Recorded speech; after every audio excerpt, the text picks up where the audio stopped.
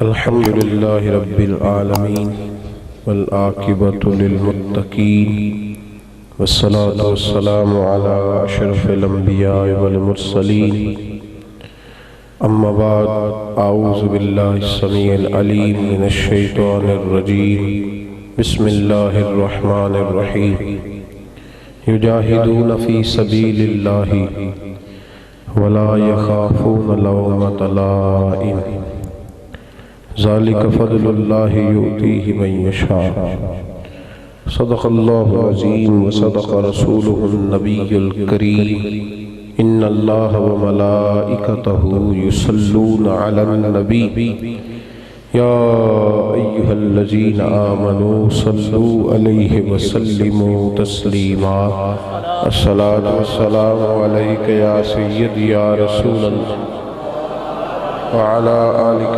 وأصحابك يا سيدي يا نبي الله الصلاة والسلام عليك يا سيدي يا نبي الله وعلى آلك وأصحابك يا سيدي يا نور الله اللهم صل على سيدنا ومولانا محمد معدن الجود والكرم وآلہ وصحبہ وبارک وسلم۔ تمام تعریفیں اللہ تعالیٰ جل جلالہ کے لیے، ہر قسم کے درود و سلام نبی مکرم سید عالم آقا کل ختم رسول دانائے سبل احمد مصطفیٰ جناب حضرت محمد مصطفیٰ صلی اللہ تعالیٰ علیہ وسلم کی ذات والا صفات کے لیے حمد و صلاۃ کے بعد خانقاہ عالیہ قادریہ قاسمیہ ڈھوڈا شریف میں مرکز علم و عرفان میں ہم سب حاضر ہیں۔ محبوب سبحانی غوث سمدانی شیخ لاسانی سیدنا شیخ عبدالقادر جیلانی حضور غوث اعظم رضی اللہ تعالیٰ عنہ کے ذکر مبارک کی یہ محفل مبارکہ ہے۔ اللہ تعالیٰ ہمیں ان کے فیض سے فیض یاب فرمائے۔ عزیز طالب علموں، آپ لوگ ہماری بات سنیں۔ پیارے بیٹے ادھر دیکھو بچوں، ہماری طرف توجہ کریں اور سامعین بھی تھوڑی دیر غور فرمائیں۔ قرآن مجید فرقان حمید کی ایک آیہ کریمہ کا میں نے کچھ حصہ تلاوت کیا۔ اللہ کریم نے فرمایا یجاہدون فی سبیل اللہ، اللہ کے بندے اللہ کے راستے میں جہاد کرتے رہتے ہیں، اللہ کے راستے میں جہاد کرتے ہیں۔ ولا یخافون لومۃ لائم، جب وہ جہاد کرتے ہیں، حق بات کا اعلان کرتے ہیں تو لوگ ان کی ملامت کرتے ہیں، انہیں برا کہتے ہیں۔ رب فرماتا ہے وہ کسی کے برا کہنے کی پرواہ نہیں کرتے، وہ کسی کے برا کہنے کی پرواہ نہیں کرتے، وہ اپنا کام کرتے جاتے ہیں۔ اور یہ فضیلت ہے بہت بڑی۔ فرمایا ذالک فضل اللہ، یہ تو اللہ کا فضل ہے، یہ ان پر اللہ کا۔ ہم ساری زندگی جو تعریفیں اولیاء اللہ کی سنتے رہتے ہیں، اس میں یہ آتا ہے کہ موجیں لگ جاتی ہیں جو اس راستے میں آتا ہے، حالانکہ یہ بڑا کٹھن راستہ ہے، یہ مشکل راستہ ہے۔ موجوں والا راستہ تھوڑا ہے، وہ تو اب موجوں والا راستہ ہے، کرنا کرانا کچھ بھی نہیں پڑتا، لگیاں نہیں موجاں تے لائی رکھی سونے، وہ اب موجوں والا راستہ ہے، ورنہ یہ کٹھن راستہ ہے، یہ مشکل ہے۔ حق بات جو ہوتی ہے نا، حق بات وہ انسان کے مفاد کو ٹھیس پہنچاتی ہے۔ اس زمانے میں لوگوں کی زندگی مداری گروں کی زندگی ہے، معاذ اللہ الا ماشاءاللہ۔ کسی کی تعریف کرو وہ آپ کی کرے، بس اسی میں مگن ہے سارے لوگ۔ یہ جلسے ہوتے ہیں، محفلیں ہوتی ہیں، تو خطیب کی ذمہ داری ہوتی ہے بانی محفل کی تعریف کرنا، اس کی ڈیوٹی کا حصہ ہوتا ہے محفل میں بیٹھنے والے لوگوں کو راضی کرنا۔ اس لیے جس کے ہاتھ میں نوٹوں کی دتھی ہوتی ہے، نعت خواں اس کو کہتا ہے شیر تیری نظر کرنے لگا میں۔ حالانکہ اس بیوقوف کو پوچھیں کہ نبی پاک کے نام کا شیر ہے تو بندے کی نظر کس طرح ہو گیا؟ حضور کی نظر کی تو حضور نبی پاک صلی اللہ علیہ وسلم کی نظر ہونا چاہیے۔ دین جد و جہد کا نام، طریقت کا رستہ۔ تھوڑی سی آواز اور کم ہو جائے ساؤنڈ والے بھائی، تھوڑی سی اللہ آپ کو جذبہ سمجھ آنی چاہیے بات کی۔ دین کا رستہ جد و جہد کا رستہ، اس رستے میں آزمائش آتی ہے، نبی پاک صلی اللہ علیہ وسلم نے جب اعلان نبوت فرمایا تھا تو حضور کو سارے لوگ صادق کہتے تھے، جب تک اعلان نبوت نہیں کیا تھا نا، جب تک تو ہر بندہ کہتا تھا کہ حضور صادق ہیں، امین ہیں، سچے ہیں، سب کچھ ٹھیک ہے۔ اور جب حضور نے فرمایا تم غلط ہو، تمہارے بت ٹھیک نہیں، تو پھر کیا ہوا؟ پھر کسی نے جادوگر کہا معاذ اللہ، کسی نے ساحر کہا۔ جب آپ تبلیغ کا رستہ اختیار کرتے ہیں نا، جب آپ حق کا راگ الاپتے ہیں، جب آپ صحیح بات کہتے ہیں تو لوگوں کے مفادات کو ٹھیس پہنچتی ہے، اس وقت لوگ مخالفت کرتے ہیں۔ ایک دن ابو جہل کی اخنس بن شریک سے ملاقات ہوئی تو اخنس کہنے لگے ابو جہل سے کہ یار سچی بات کرو، کیوں مخالفت کرتے ہو محمد ابن عبداللہ صلی اللہ علیہ وسلم؟ اس نے کہا کل تک تو یہ تمہاری آنکھوں کے تارے تھے، کل تک تم لوگوں کو مثالیں دیتے تھے کہ ہمارا ایک ایسا بھتیجا بھی ہے جس کی زبان سے سوائے سچ کے نکلتا ہی کچھ نہیں، تو آج کیا ہو گیا ہے؟ ابو جہل کہنے لگے کہ وہ ہمیں بھی غلط کہتا ہے اور ہمارے آباء و اجداد کو بھی غلط کہتا ہے۔ وہ تعریفیں جو آج معاشرے میں ایک دوسرے کی ہو رہی ہیں، تعریفیں ایک دفعہ محفلوں میں جاتے ہیں تو لوگ لکھ کے دیتے ہیں، کہتے ہیں یہ پیر صاحب کی صدارت ہے اور یہ ان کا لقب ہے، یہ بھی ساتھ بیان کرنا ہے، اور یہ چودھری صاحب ہیں انہوں نے 50,000 دیا ہے، محفل میں تھوڑی سی ان کی بھی تعریف کرنی ہے، اور یہ مہمان خصوصی ہم نے چیئرمین صاحب بلائے ہوئے ہیں، کل تک یہ شرابیوں کبابیوں کے سپورٹر تھے، آج ٹوپی پہن کے محفل میں بھی آ گیا۔ تو یہ تو سارا دور عزیز دوستو، یہ تو تعریفوں کا دور ہے۔ میرے رسول پاک صلی اللہ علیہ وسلم نے جو رستہ اختیار کیا ہے نا، وہ تو تانوں کا رستہ ہے، وہ تو تکلیفوں کا رستہ ہے۔ آج تک یورپ حضور کی بے ادبی پر کتابیں نہیں لکھ رہا، آج تک مستشرقین مشرکین منافقین ڈیوٹی نہیں کر رہے۔ تو دین کے رستے میں، دین میں ڈیوٹی یہ ہوتی ہے، یہاں علماء بیٹھے ہوئے ہیں، حدیث کی 3 قسمیں، ایک وہ حدیث ہے جو نبی پاک نے فرمایا، اس کو قولی حدیث کہتے ہیں، ایک حدیث وہ ہے جو میرے نبی پاک نے کیا، اس کو فعلی حدیث کہتے ہیں، اور ایک وہ کام ہے جو حضور کے سامنے کسی نے کیا تو نبی پاک نے منع نہیں کیا، حضور نے منع، بولیے نبی پاک نے منع، تو وہ حدیث تقریری بن گئی، جائز ہو گیا، چونکہ نبی کا منصب ہے کہ ان کے سامنے جب کوئی غلط بات کرتا ہے تو وہ منع کرتے ہیں۔ تو اگر نبی پاک کا یہ منصب ہے کہ غلط بات کو منع کریں گے، تو جو نبی پاک کے ماننے والے اولیاء ہیں، صوفیاء ہیں، علماء ہیں، ان کا بھی منصب ہے اگر ان کے سامنے کوئی غلط حرکت کرے گا تو منع کرنا ان کی ذمہ داری ہے، یہ منع کرنا ان کی۔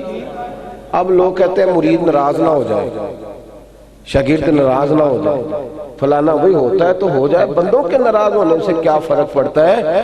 ٹینشن صرف یہ لینی چاہیے کہیں اللہ ناراض نہ ہو جائے، بندے تو راضی ناراض ہوتے رہتے ہیں۔ تو یاد رکھیں حق بات، سچی بات۔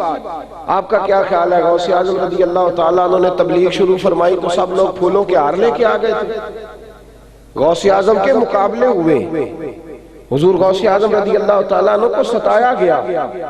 ہم تو 11ویں کھاتے ہیں نا ہر مہینے، تو غوث اعظم کہتے ہیں میں نے 12 سال پتے کھا کے گزارا کیا، خود حضور غوث پاک فرماتے ہیں 12 سال میں نے پتے کھائے ہیں۔ 11ویں کھانے والے کبھی کبھی فاقہ بھی کرے نا، یہ بھی غوث پاک کا طریقہ ہے، یہ بھی غوث اعظم کی سنت ہے میرے بھائی۔ حضور غوث اعظم رضی اللہ تعالیٰ، اب تو جس پیر کے گھر میں جو بچہ پیدا ہوتا ہے وہ سارا شہزادہ ہی ہے، اور سب کو علم لدنی حاصل ہے، حالانکہ غوث اعظم مادرزاد ولی تھے، پھر بھی پھٹی پہ بیٹھ کے استاد کے پاس 12 سال دین کا علم حاصل کیا۔ اب سارے علم لدنی والے پیدا ہو رہے ہیں، 12 سال باقاعدہ دین کا علم حاصل کیا، اور غوث اعظم 13 زبانیں جانتے تھے۔ کتنی؟ 13 زبانیں۔ میری عادت نہیں ہے اسپیکر والے کو پریشان کرنا، بات ٹھیک ہوتی نہیں، اللہ تھوڑی آواز کم ہو جائے نا جی، یہ جو لاؤڈ ہو رہی ہے نا میرے والی نہیں، میں بڑا بے سورا ہوں، میری تو سور ہے ہی کوئی نہیں، تو ایسے ہی بول رہا ہوں جیسے بات کر رہا ہوں، تھوڑی سادی ہو جائے تو سمجھ آئے۔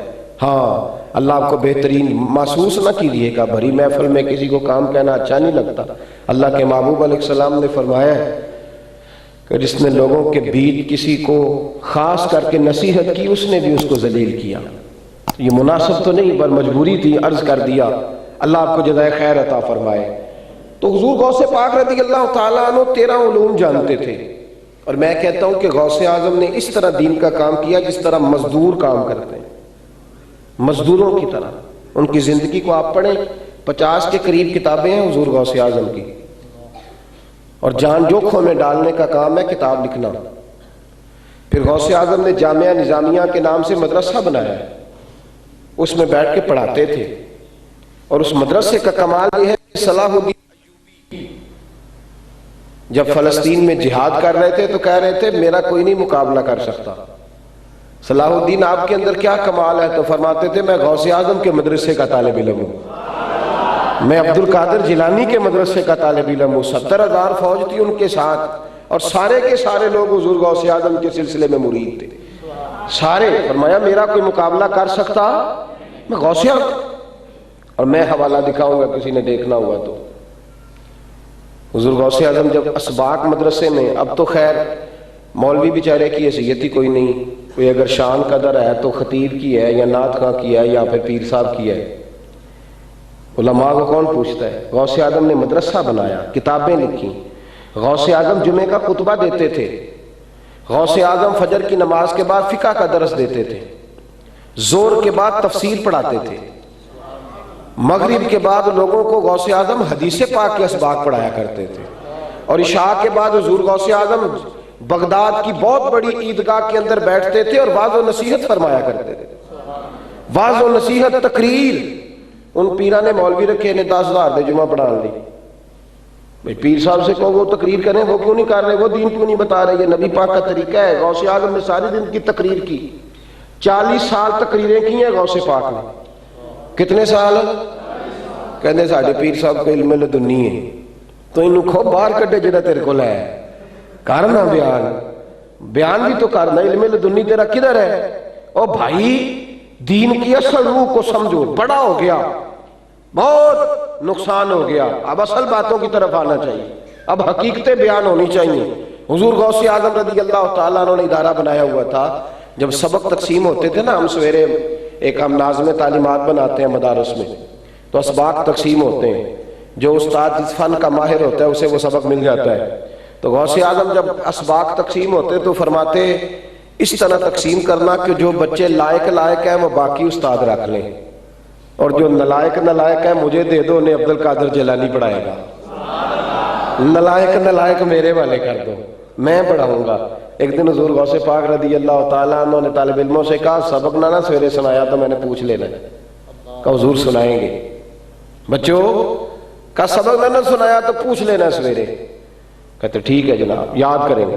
اگلا دن ہوا تو 2-3 طالب علموں کو غوث اعظم نے دیکھا کپڑے بڑے میلے کچیلے، خستہ علی،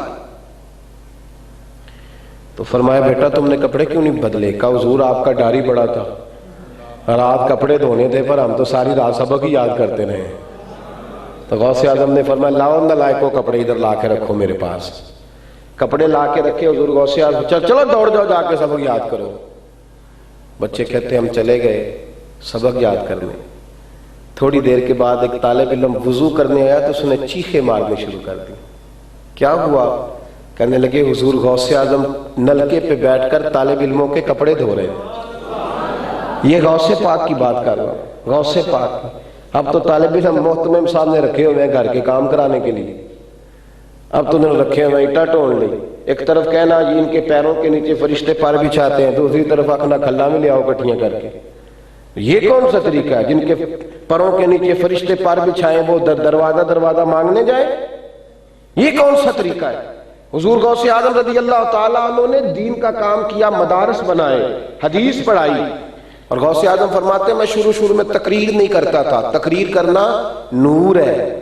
اب تو یہ دھندا بن گیا نا، تقریروں کا ریٹ لگتا ہے، کوئی دن تسی کنے پیسے لیندے ہو تقریر بیچن دے، اب تو ریٹ لگتا ہے۔ حضور غوث پاک رضی اللہ تعالیٰ عنہ فرماتے ہیں میں شروع میں تقریر نہیں کرتا تھا، مجھے میرے مصطفیٰ کریم کا دیدار نصیب ہوا۔ نبی پاک نے فرمایا بولا کر، تیری زبان کے فیض سے اللہ کئیوں کو ہدایت عطا فرمائے گا، بات کیا کر۔ تو غوث اعظم فرماتے میں نے کہا حضور میں اجمی ہوں، کس طرح لوگوں کے سامنے بات کروں گا، یہ تو بڑی فصاحت اور بلاغت چاہیے۔ लब و लहजे का ठहराव चाहिए, बड़ा मद्दो जजर रिधम चाहिए, तो कैसे बात करूंगा? तो कहते हैं मेरे नबी पाक ने फरमाया मुंह खोलो। कहते हैं मैंने मुंह खोला तो महबूब ने 7 दफा लवाबे दहन डाला और फरमाते हैं मैं उठा, फिर सोया तो मुझे मौला अली शेर खुदा का दीदार हुआ। उन्होंने कहा चल बेटे मुंह खोल। मैंने खोला तो 6 दफा उन्होंने लवाबे दहन डाला।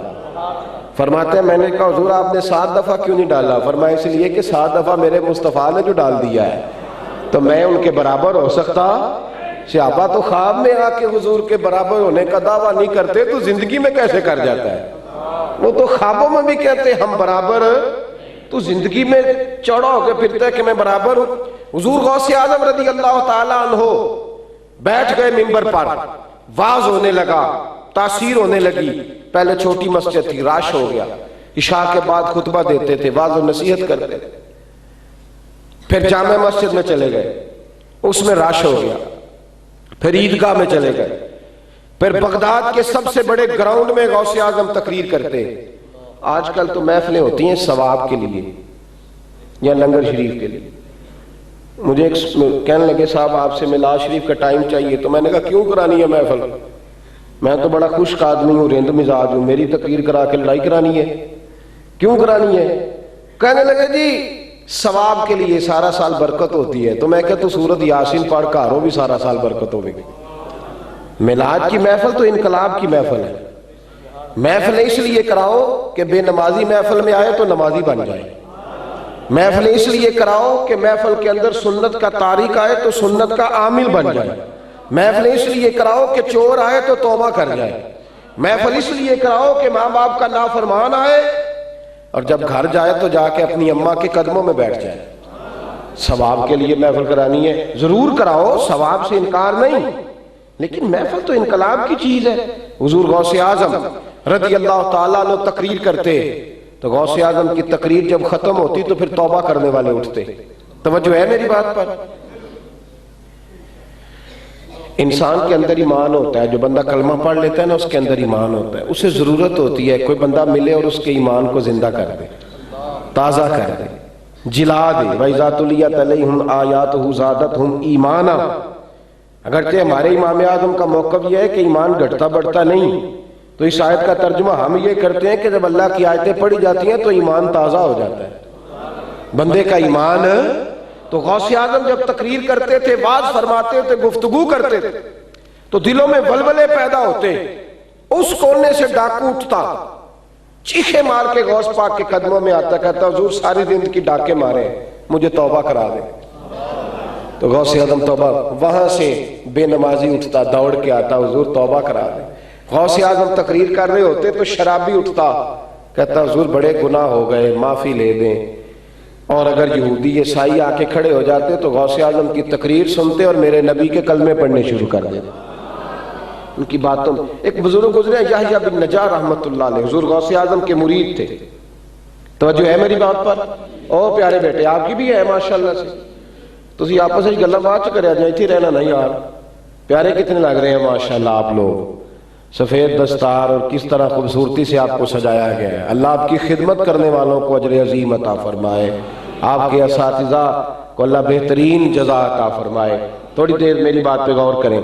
हजरत याह्या बिन नज्जार वो कहते हैं कि अब तो खैर कैलकुलेटर है ना, लोग फटाफट चीज काउंट कर लेते हैं, तो हर जमाने में कोई ना कोई काउंटिंग का सिस्टम रहा है। कभी लोग दाने रखते थे गिनने के लिए, खजूर की गुठलियां भी रखी जाती थी। तो याह्या बिन नज्जार कहते हैं मैं एक धागा ले गया घर से, बड़ा सा रस्सी ले गया गौसे आजम की महफिल में। तो मैंने ना चादर के अंदर यूं चादर ओढ़ ली, बुक्कर मार ली, तो अंदर मैंने रस्सी रख ली। मैंने कहा जो बंदा तौबा करेगा ना मैं एक गिरा लगा दूंगा, एक गंड मार दूंगा। गिनना है आज कितने बंदे तौबा करते हैं, आज गिनने हैं मैंने। कहते हैं वो चादर के नीचे मैंने रख ली। शेख मुहक्किक शाह अब्दुल हक मुहद्दिस देलवी अलैहिर्रहमा ने यह रवायत लिखी है। शेख याह्या कहते हैं मैं ना गौसे आजम की बारगाह में एक बंदे ने उठ के तौबा की तो मैंने गिरा लगा दी, दूसरा उठा तो गिरा लगा दी। कहते हैं 3, 4, 5, 10 बंदे हुए तो गिरा लगती रही, फिर टोलियों की टोलियां उठने लग गई। इतने तौबा करने वाले थे कि मैंने कहा कितनी गिरे लगाओ। کہتے ہیں میں تھک گیا اور ان کی توبہ کرنے والوں کی سپیڈ زیادہ ہو گئی اور گرا میری کم پڑ گئی. کہتے ہیں جب میں تھک گیا نا اور بحال ہو گیا تو غوث اعظم نے میری طرف دیکھا اور مسکرا کے فرمانے لگے یحییٰ میں دلوں کی گرے کھول رہا ہوں تو لگاتا جا رہا ہے, میں گرے کھول رہا ہوں تو لگاتا جا رہا ہے. اور چھوڑ بھائی, فرمایا یہ عبد القادر کی تبلیغ نہیں ہو رہی, یہ میرے رب کی رحمت برس رہی ہے. تو کتنے گرے لگائے گا؟ یہاں تو دل کھلتے چلے جائیں گے. یہاں تو کیا کہا تھا میاں صاحب نے, ہر مشکل دی کنجی یارو ہاتھ مرداں دے آئی, ہر مشکل دی کنجی یارو ہاتھ مرداں دے آئی, تے مرد نظر کرے جس ویلے مشکل رہے نہ کائی. فرمایا کتنے گرے لگائے گا؟ حضور غوث پاک تبلیغ فرمائی. اور جب تقریر کرنے جاتے تھے تو دعا کرتے تھے, اے اللہ میں بات کرنے جا رہا ہوں تیری رضا کے لیے, میں لفظ بولوں گا تو اثر پیدا کر دینا. اور جب تقریر کر کے واپس آتے تھے تو کہتے تھے اللہ اگر کسی پر اثر ہوا ہے تو پھر تو اسے قائم رہنے کی توفیق بھی عطا فرما. ان کا طریقہ تھا. اور ایک دن نواز فرما رہے تھے غوث پاک, تقریر کر رہے تھے تو بارش آ گئی, لوگ اٹھنے لگے. تو حضور غوث اعظم نے نظر جھکائی, فرمانے لگے مولا تو دلوں کے حال جانتا ہے, اگر تو بندے میں نے اپنے لیے اکٹھے کیے ہیں تو انہیں بھگا دے, اور اگر تیرے لیے اکٹھے کیے ہیں تو پھر بھی تیری مرضی ہے. جب دل میں اخلاص ہوتا ہے تو پھر لفظوں میں تاثیر ہوتی ہے, پھر اللہ تعالیٰ مدد فرماتا ہے, پھر دعائیں مقبول ہوتی ہیں. حضور غوث اعظم رضی اللہ تعالیٰ عنہ عرض کرنے لگے مولا بارش آ گئی ہے, لوگ اٹھ رہے ہیں جلسے سے, اگر تو میں نے اپنے لیے اکٹھے کیے ہیں کہ میری واہ واہ کریں تو بھگا دے, نہیں چاہیے ایک بندہ بھی, اور اگر تیرے لیے اکٹھے کیے ہیں تو مولا پھر بھی تیری مرضی ہے. لوگ کہتے ہیں سارے بغداد میں بارش ہوتی تھی پر جہاں غوث اعظم کی محفل ہوتی تھی وہاں کوئی نہیں ہوتی تھی. اللہ تاثیر دیتا ہے, اللہ پاک توفیق دیتا ہے. حضور غوث پاک رضی اللہ تعالیٰ عنہ نے کہا, ایک گویہ رہتا تھا بغداد میں, گانے گاتا تھا, بڑا سریلا تھا, رش بڑا تھا, نوجوان سارے اس کے پیچھے پیچھے بھاگتے تھے. غوث اعظم اسے سمجھایا کرتے. میں نے کہا ولی کا منصب ہے غلط بات پہ ٹوکتا ہے. میری مسجد میں ایک بچہ جمعہ پڑھنے آتا ہے تو سونے کی انگوٹھی پہنتا تھا, میں منع کر دیتا ہوں, 2 پہنی ہو تب بھی روک دیتا ہوں کہ تو کیوں پہنی ہے بھائی, جب نبی پاک صلی اللہ علیہ وسلم نے منع کیا. جمعہ پڑھنے آتا تھا تو سونے کی چین اور انگوٹھی, 2 دفعہ میں نے منع کیا, تیسری دفعہ آیا تو میری ملاقات ہوئی تو میں نے کہا تیری مہربانی بیٹے تو نے اتار دی ہے. کہنا میں لاکھ جیب چپا لی تسی جو ڈک دے وار واری. تو مجھے اس بات کی بھی خوشی ہوئی کہ چلو یار مطلب لوگ سمجھنے تو لگے ہمیں کو منع کرنے والا ہے, ورنہ تو منع ہی نہیں کرتا کسی کو, لوگ بتاتے ہی نہیں. ایک بچے سے میں نے کہا یہ کڑا کیوں پہنا ہوا ہے, کہنا میں نے پتہ ہی نہیں نجائز, پتہ ہوتا تو نہ پہنتا. کدھر گئی ہماری تقریریں؟ کیا لوگ ہم سے ملتے نہیں؟ ہم کسی کو یہ کہنے کو تیار ہی نہیں کہ داڑھی کے ڈیزائن نہ بنا. سنت نہ رکھنا کبیرہ گناہ ہے, اور سنت کا مذاق اڑانا یہ کفر ہے. کسی نے یہاں رکھی ہوئی ہے, کسی نے یہاں رکھی ہوئی ہے, کسی نے یہاں رکھی ہوئی ہے, مذاق اڑایا جا رہا ہے سنت مصطفیٰ کا. کوئی منع کرنے والا ہی نہیں, روکنے ٹوکنے والا نہیں, بتانے والا ہی نہیں, سمجھانے والا ہی نہیں. واضح نصیحتیں تقریریں جلسے روز ہوتے ہیں, لیکن ان کی تاثیر بھی تو حاصل ہونی چاہیے نا, مدعا اور مقاصد بھی تو ہمیں حاصل ہونے چاہیے. حضور غوث پاک رضی اللہ تعالیٰ عنہ اس گویے کو منع کرتے, کہتے نہ گایا کر, یہ جائز نہیں. اب تو لوگ عرصوں پہ بھی اللہ خیر فرمائے ساز رنگ کی محفل سے جانے لگے ہیں, معاذ اللہ. منع کرتے غوث پاک تو وہ گویہ مخالفت کرتا. اس نے ٹولیاں بنا لی, بغداد کے لوگوں کو کہتا میرے پیچھے رش بڑا ہے نا, تو عبد القادر سے معاذ اللہ برداشت نہیں ہوتا. ہر عروج کو زوال ہوتا ہے, اس کی آواز ختم ہو گئی, بوڑھا ہو گیا. اس کو سننے والوں نے کسی اور کو سننا شروع کر دیا. کل جو اس کے ترانے پڑھتے تھے وہ کسی اور کے پیچھے لگ گئے. گھر میں بھی جب تک پیسے دیتا تھا بڑی عزت تھی, اب گھر والوں نے بھی سلام کلام چھوڑ دیا, قبرستان میں جا کے بیٹھ گیا. قبرستان میں مکھیاں بھنکتی ہیں, پوچھنے والا کوئی نہیں, پرواہ کرنے والا کوئی نہیں. حالت خراب ہو گئی, بدحالی کا عالم. وہ تیری آنکھ ہو یا سنگ ملامت کی چبھن, کون پہنچا ہے میرے درد کی گہرائی تک, دور شہرت میں تو یاروں نے کیا یاد بہت، ساتھ آیا نہ کوئی کوچے رسوائی تک۔ اور میاں صاحب نے کہا تھا ساری عمر ہی آٹا گد ہے، لکھاں کیتے نہیں پیڑے، تے وقت آیا ہی تے محمد بخشا کوئی نہیں ہوں بیٹھا نیڑے۔ سارے چلے گئے چھوڑ چھاڑ کے، قبرستان میں مکھیاں بھنک رہی تھی تو غوث پاک گزرے۔ اللہ اکبر، ساری زندگی غوث اعظم کی مخالفت کرتا رہا، جب غوث پاک گزرے نا تو اس کی حالت دیکھی۔ اللہ اکبر، تو غوث اعظم بڑے پریشان ہوئے۔ اللہ کے بندے نرم دل ہوتے ہیں۔ غوث اعظم پریشان ہوئے، گھر آ کے غلام کو بلایا، فرمانے لگے یہ 100 دینار لے جا، اسے بتانا نہ کس نے دیے، جا دیا۔ اس کے پاس تو پہننے کو کپڑا بھی کوئی نہیں، اس کے پاس تو کھانے کو روٹی کوئی نہیں۔ آپ کا غلام گیا۔ یہ بھی غوث اعظم کی کرامت ہے، صرف کرامتوں پہ زور آ گیا ہے، یہ بھی کرامت ہے غوث اعظم کی۔ ان کی اصل کرامت ان کے اخلاق حسنہ ہے، ان کی اصل کرامت ان کی دین پر استقامت ہے۔ حضور غوث اعظم نے 100 دینار دیے، دیا، وہ لے کر کے گیا اور جا کے گویے کو 100 دینار دیے تو گویہ کہنے لگا کس نے بھیجے؟ فرمانے لگے مجھے پہنچانے کا حکم ہے، بتانے کا نہیں، تو میں نے ڈیوٹی کر دی ہے، مجھے حکم تھا بتانا نہیں۔ تو گویہ کہنے لگا مجھے بھی پتا ہے، پتا مجھے بھی ہے کہ اس پریشانی اور بیماری میں اگر میرے کوئی کام آ سکتا ہے تو بغداد کا پیر عبد القادر ہی آ سکتا ہے۔ وہی ہے، خدا کے فضل سے ہم پر ہے سایہ غوث اعظم کا، اور ہمیں دونوں جہاں میں ہے سہارا غوث اعظم کا۔ اور خدا دے گا منادی حشر میں یہ قادریوں کو، کہاں ہے قادری کر لے نظارہ غوث اعظم کا۔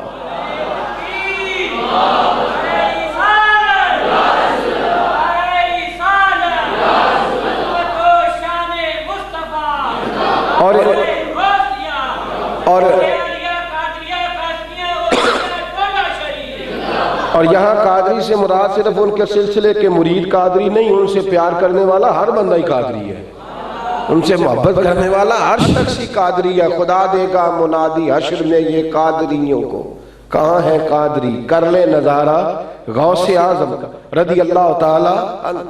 تو کہنے لگا مجھے پتا ہے کس نے بھیجے۔ آپ کے ساتھ اٹھا، غلام کے پیچھے پیچھے چل دیا، پیچھے پیچھے، اور غلام کے ساتھ توجہ کرنا میری بات پر۔ حضور غوث اعظم بیٹھے تھے، باز فرما رہے تھے، گفتگو کر رہے تھے، تو یوں سامنے کھڑا ہو گیا گویا کہ بڑھاپا بیماری۔ تو غوث اعظم نے نظر اٹھائی اور فرمایا فقیر آپ کے کیا کام آ سکتا ہے، کیا کام؟ اس نے یوں پکڑا اپنا گریبان اور یوں چاک کیا، اللہ اکبر کہہ کے قدموں میں گرا۔ کہنے لگا عبد القادر میں نے کوئی صحابی تو نہیں دیکھے، اہل بیت میں سے کسی کا دیدار تو نہیں کیا، مصطفیٰ کا زمانہ تو نہیں پایا، پر آپ کا اخلاق دیکھ کے محسوس کرتا ہوں کہ اگر آپ کی یہ شان ہے تو ان کا کیا مقام ہوگا، یہ حال ہے ان کے غلاموں کا تو سرکار کا عالم کیا ہوگا۔ حضور غوث اعظم کی خدمت میں آ گیا، توبہ کر لی، حلقہ احباب میں شامل ہوا۔ بھائیو اخلاق کی دولت، کردار۔ ایک دن حضور غوث اعظم رضی اللہ تعالیٰ عنہ دجلہ کے کنارے کھڑے تھے تو ایک غریب آدمی رو رہا تھا۔ غریبوں کی مدد درویشوں کا طریقہ ہے، یہ کوئی اصول نہیں کہ تگڑا ہے تو پیر صاحب اٹھ کے ملیں اور ماڑا ہے تو اسے کہیں سویرے 8 بجے تیری بات سنیں گے، کوئی سٹائل نہیں، یہ میرے نبی کا طریقہ ہی نہیں، بالکل نہیں۔ حضور غوث پاک سے کسی نے کہا تھا حضور نذرانے بڑے آتے ہیں، تو آپ فرماتے تھے امیروں سے لیتا رہتا ہوں، غریبوں میں بانٹتا رہتا ہوں۔ یہ طریقہ فقر ہے، پیروں کا طریقہ دینا ہے۔ حضور غوث اعظم رضی اللہ تعالیٰ عنہ کھڑے تھے دجلہ کے کنارے، تو غریب آدمی رو رہا تھا۔ فرمایا بیٹے بھائی کیوں رو رہے ہو؟ اس نے کہا حضور کرایہ کوئی نہیں، اس پار جانا تھا، ملا لے کے نہیں گیا، الٹا اس نے انسلٹ بھی کی ہے۔ غوث اعظم وہیں کھڑے ہو گئے، کشتی کا ملا دوبارہ آیا تو غوث پاک نے 100 دینار دیے، فرمایا یہ ایڈوانس لے لو، جو غریب آدمی جس کے پاس کرایہ نہ ہو اسے میرے کرائے پہ سفر کرا دینا، لے کے جانا بھی لے کے آنا بھی، لیکن کسی غریب کی کبھی رسوائی نہ کرنا، کبھی عزت نفس پہ ہاتھ نہ ڈالنا، میرے کرائے سے۔ اور نذرانے کی بات آ گئی تو یہ بھی ذرا وضاحت ضروری ہے۔ پیر صاحبان کی ڈیوٹی یہ بھی ہے کہ جب مرید نذرانہ لے کے آئے تو اس سے پوچھیں تو کیا کام کرتا ہے، اس سے پوچھیں کہاں سے لایا پیسے، یہ ان کی ذمہ داری ہے۔ ہم نے اپنے استاد گرامی حضرت مولانا ابو داؤد صاحب رحمۃ اللہ علیہ، ہم نے ان کو دیکھا ہے، کوئی شخص آتا تھا نذرانہ لے کے پوچھے بیلیا کی کم کرنا ہے، 1000 روپیہ لایا، کہتا حضور میں ریڑی لانا، تے فرمان لگے تو تے 8 دنوں دی کمائی مینوں دے چلے، تے تیرے بچے تے بڑے پریشان ہون گے، تو انج کر ان توڑا کے لیا تے 50 روپیے مینوں دے جا، 950 واپس لے جا، میرا کام چل جائے گا، میرا تو خرچہ ہی کوئی نہیں، تو میں تیرا دل رکھ لیتا ہوں۔ پیروں کی یہ بھی ڈیوٹی ہے کہ ان سے پوچھیں کہ کمائی ٹھیک ہے، کہاں سے لایا ہے، اس لیے کہ لقمہ حرام اندر چلا جائے تو معرفت کی روشنی مدد ہونا شروع ہو جاتی ہے، یہ ان کی ذمہ داری ہے۔ حضور غوث پاک رضی اللہ تعالیٰ عنہ کے پاس بادشاہ وقت آیا، وقت کا بادشاہ، یہ آتے رہتے ہیں آستانوں پہ، درباروں پہ آتے ہیں، ان کے لیے ان کو تو سیاست کرنی ہوتی ہے، تو جنازے بھی اس لیے پڑھتے ہیں کہ مرنے والے کے لوائقین ووٹ دیں گے، انہوں نے آنا ہوتا ہے۔ میں شروع میں کہہ رہا تھا کہ ٹوپیاں پہن کے محفلوں میں شریک ہو جاتے ہیں، بعد میں موجیں بھی کرتے ہیں، یا تو بدلے نا اگر یہاں آ رہے ہیں۔ وقت کا بادشاہ آیا تو کہتا میں رستے میں سوچ رہا تھا کہ بابے کو تھوڑا نذرانہ دے آؤں تاکہ میرے حق میں بھی نرم ہو جائے۔ ان لوگوں کی سوچ ایسی ہوتی ہے، یہ الیکشن کے بعد کہتے ہیں اس دفعہ ہم نے اتنے مولوی استعمال کیے، اتنے پیروں کا ٹیشو پیپر بنایا، ان کی سوچ ایسی۔ میں رستے میں سوچ رہا تھا، بادشاہ کہتا ہے کہ میں تھوڑے پیسے دے آؤں بابا میرے حق میں نرم ہو جائے، کہتے میں آ رہا تھا تو میں نے کہا یار شورا تو بڑا سنا ہے کہ وقت کے کامل ولی ہیں، آج کل سیب کا موسم نہیں، اگر بابا سیب کھلائے تو پھر ولی مانوں گا، سیب کھلائے تو پھر ولی ہے۔ کہتے میں آ کے بیٹھا ہی تھا غوث پاک کی بارگاہ میں، تو آپ نے ہاتھ اٹھائے تو غیب سے 2 سیب آ گئے، تو حضور غوث اعظم رضی اللہ تعالیٰ عنہ میری طرف سیب بڑھا کے کہنے لگے میری ولایت کو سیبوں سے نہ آزما، رسول اللہ کے دین کی خدمت سے آزما۔ یہ ولایتیں سیبوں کا ولایتوں سے کیا تعلق ہے؟ بہرحال تو نے مانگے ہے تو کھا لے، چوری بھی دی، اس نے کاٹا، سیب کھایا تو کہنے لگا حضور یہ تو کڑوا ہے۔ آپ نے اپنے والا کاٹ کے اسے ایک ٹکڑا دیا تو کہنے لگا حضور یہ بڑا میٹھا ہے۔ حضرت صاحب سیب تو دونوں غیب سے آئے، تو میرے والا کڑوا آپ کا میٹھا، آپ فرمانے لگے دونوں میٹھے تھے، ایک کو ظالم کے ہاتھ لگ گئے، ظالم کے ہاتھوں میں چلا گیا تو کڑوا، ورنہ دونوں میٹھے تھے۔ اٹھنے لگا تو 2 اشرفیوں کی بھری ہوئی تھیلیاں اس نے غوث اعظم کے مصلے کے نیچے رکھی، حضور نذرانہ ہے، نذرانہ جب نیچے رکھیں اٹھ کے جانے لگا تو غوث اعظم نے آواز دی، فرمایا بھائی پیسے لے جا، ضرورت کوئی نہیں۔ اس نے کہا جی نذرانہ ہے، فرمایا تمہیں کہا نہ لے جا، کوئی ضرورت نہیں، اللہ نے بڑا دیا ہوا، سانو تخت ہزارے دی لوڑ کی ہے، نالے کی لگے شہر بمبول دے نال، اسی اپنی بال کے سیکنے، سانو کی لگے کسے اور دے نال۔ درویش کی تو نظر پیسوں کی طرف چلی گئی تو بس ہو گیا، ختم مسئلہ۔ فرمایا بھائی لے جا، ضرورت نہیں، اپنی مٹی پہ چلنے کا سلیقہ سیکھو، کسی کے سنگ مرمر پہ چلو گے تو پھسل جاؤ گے۔ اور ایک شعر ہے اگر آپ کو یاد رہا تو فائدہ دے گا، ایک شاعر کو آدمی جاتے جاتے 5 روپے دے گیا تو اس نے کہا اٹھا، نہیں چاہیے، اس نے کہا تو غریب ہے تجھے ضرورت ہے، تو اس نے ایک فکرہ کا تھا کمال کر دی، کہنے لگا یہ آرزوئے کرم اور میں آپ سے کروں، یہ آرزوئے کرم اور میں آپ سے کروں، یہ بھیک اس کو دیجئے جس کا خدا نہ ہو، یہ بھیک اس کو دیجئے جس کا۔ اور بریلی کے امام فرمانے لگے کون دیتا ہے دینے کو منہ چاہیے، دینے والا ہے سچا ہمارا نبی۔ اور فرمایا مصطفیٰ سے مانگ، میرے کریم سے گر قطرہ کسی نے مانگا، دریا بہا دیے ہیں، دربے بہا دیے۔ غوث اعظم نے کہا لے جا بھائی تیرے پیسے نہیں، حضور مہربانی ہے رکھ لے، نذرانہ ہے میرا دل پر، میں تجھے کہا نہ لے جا، حضور مہربانی کرے۔ تو غوث اعظم نے دونوں تھیلیاں اٹھائیں اور پکڑ کے دبائیں، جب نچوڑا تو ان میں خون نکلنا شروع ہو گیا، خون۔ اور پھر حضور غوث پاک کا جلال، اللہ اکبر، جلال کے عالم میں فرمانے لگے نکل جا میرے دربار سے، میں تیرا پردہ رکھنا چاہتا تھا تجھے خیال ہی نہیں آیا۔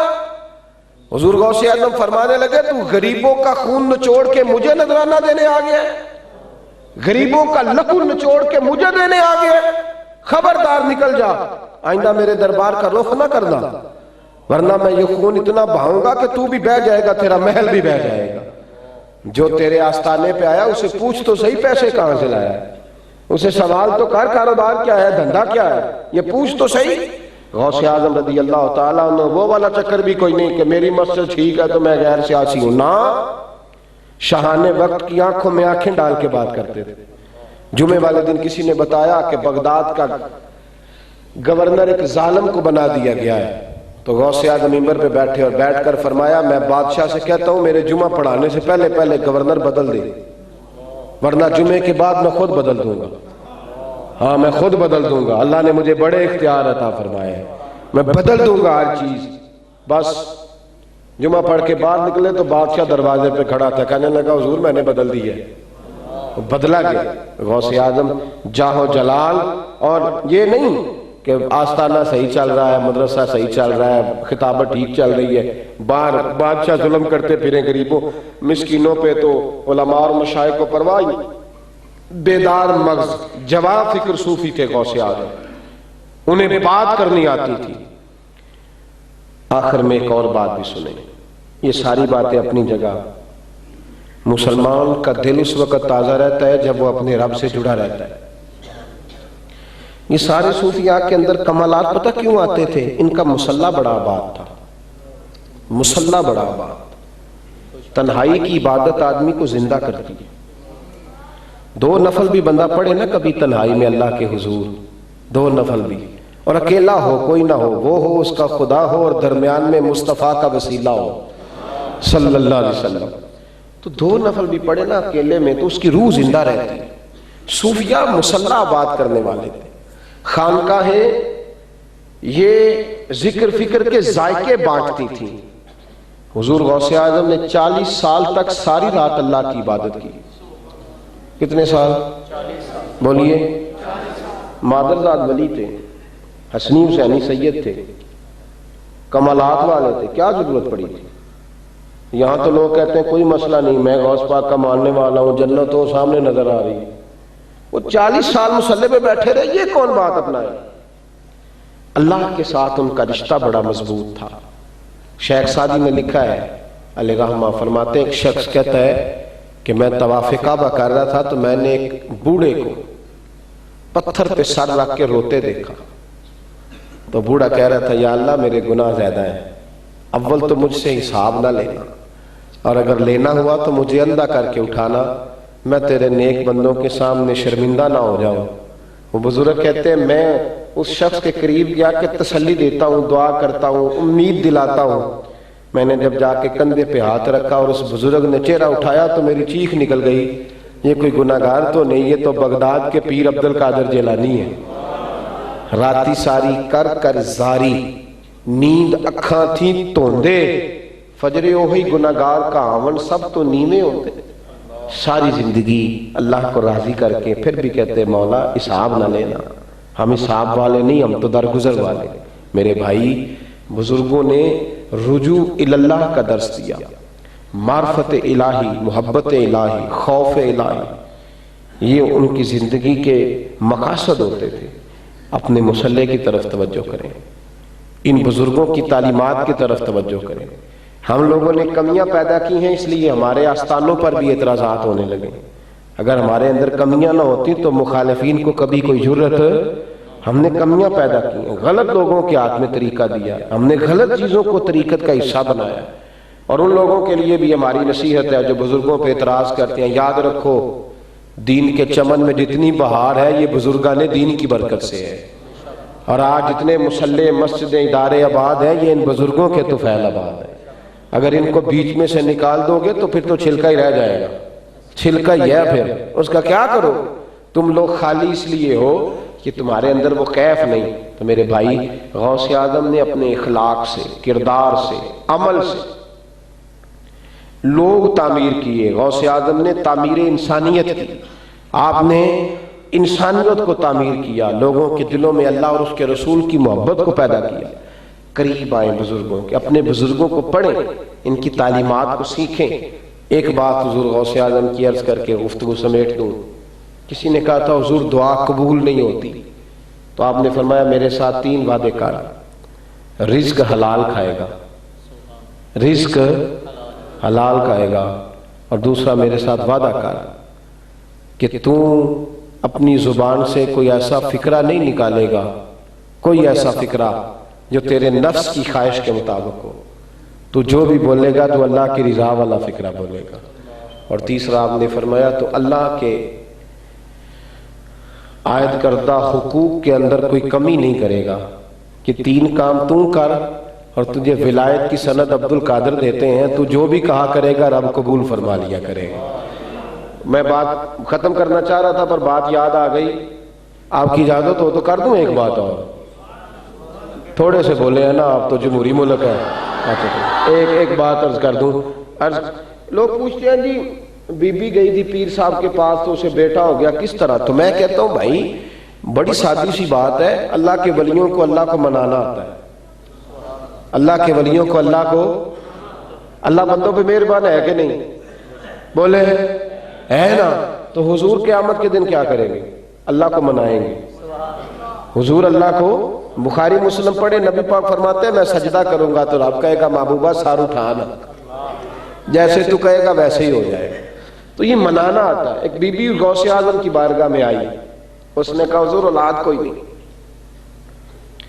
13-14 سال گزر گئے شادی کو، ساس کہتی ہے نکال دینا ہے، خامن کہتا ہے میں مجبور ہوں تجھے فارغ کرنے. 13 سال انتظار کیا. میرے لیے دعا کریں حضور، میرا گھر اجڑ جائے گا، میرا باپ روتا ہے، میرے بھائی پریشان ہے، مہربانی ہو جائے ایک بیٹا رب مجھے دے دے، میرے آنگن میں بھی کوئی کھیلنے لگا ہے، مہربانی کریں. لوگ مجبور ہو کے آتے ہیں نا درباروں پہ، اور کئی مداری بیٹھے ہیں درباروں پہ جو ان مجبوروں کو لوٹتے ہیں، ان دکھیوں اور پریشان لوگوں پر ظلم ڈھاتے ہیں. کہا حضور میرے پر مہربانی ہو جائے.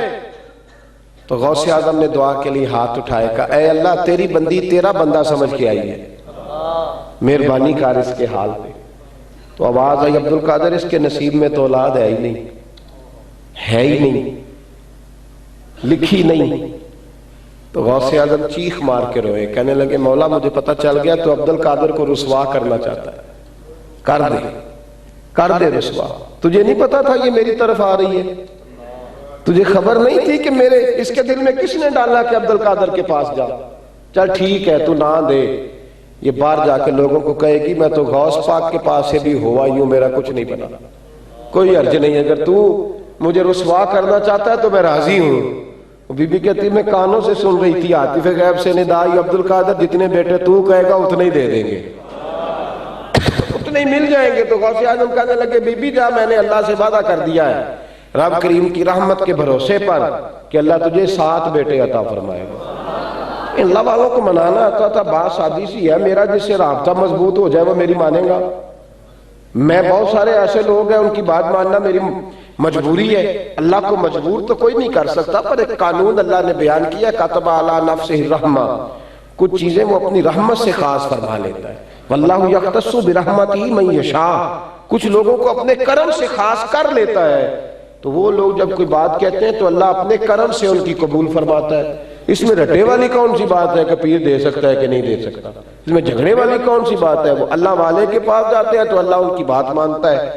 بزرگوں کا طریقہ اپنا ہے، طریقہ آستانے اللہ کے ذکر کے لیے، عبادت کے لیے، ریاضت کے لیے، تبلیغ کے لیے، اشاعت کے لیے، اسی کام کے لیے رکھیں جس کے لیے یہ ہیں. یہ شور شرابے ڈھول ڈھمکے کے لیے نہیں ہیں، ان چیزوں سے انہیں محفوظ رکھیں. دعا ہے اللہ اس آستانے کے فیض نور کو 4 دانگ عالم میں عام فرمائے. حضور غوث اعظم کا فیضان ہمارے دلوں پر، زبانوں پر، روحوں پر جاری فرمائے، اور بزرگان دین کی سچی اور کھری غلامی نصیب فرمائے. ہمیشہ مدحت خیر الانام میں گزرے. دعا ہے یہ عمر درود و سلام.